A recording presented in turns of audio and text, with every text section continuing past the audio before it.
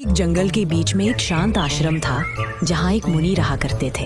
हर सुबह वह साधु जी स्नान कर कर आते और साधना करने आश्रम के पास वाले वृक्ष के पास बैठ जाते। एक बार उसी आश्रम में एक चूहा भागता हुआ मुनि के चरणों में आता है और प्रार्थना करता है, हे मुनि, कृपया मेरी रक्षा कीजिए, मुझे उस बिल्ली से बचाइए, वो मुझे खा जाएगी, मेरा जीवन बचाइए मुनि श्रेष्ठ, मुझे बचा लीजिए, कृपया बचा लीजिए।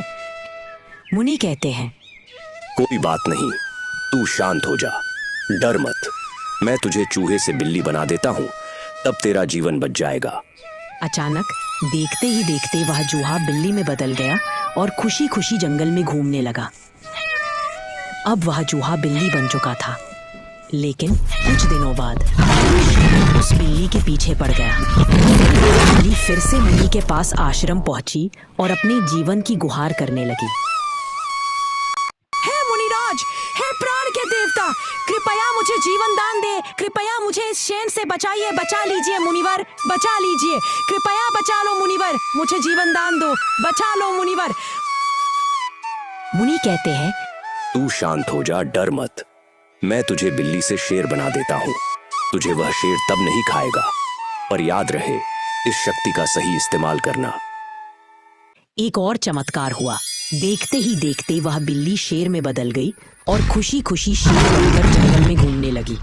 अब बिल्ली शेर बन चुकी थी और शेर तो जंगल का राजा होता है, तो वह सोचने लगा, अब मुझे कौन खाएगा? मैं अब शेर हूँ, अब मैं सबको खाऊंगा, अब मैं जंगल का राजा हूँ। कुछ दिनों बाद वह शेर मुनि को ही देखकर घूमने लगा और मन ही मन सोचता, मुनि, सब जानते हैं कि तुमने मुझे शक्ति दी है, तो सब मुझे कमजोर समझते हैं। मैं तुझे ही हटा दूंगा ताकि सब मुझे असली शेर समझे। मुनि सब समझ गए थे, सब पढ़ रहे थे कि शेर के मन में क्या बात चल रही है।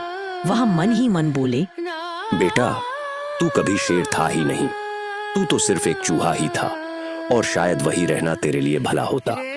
अचानक देखते ही देखते वह शेर फिर से चूहे में बदल गया और अब वह चूहा अपने कोने में जाकर छिप गया।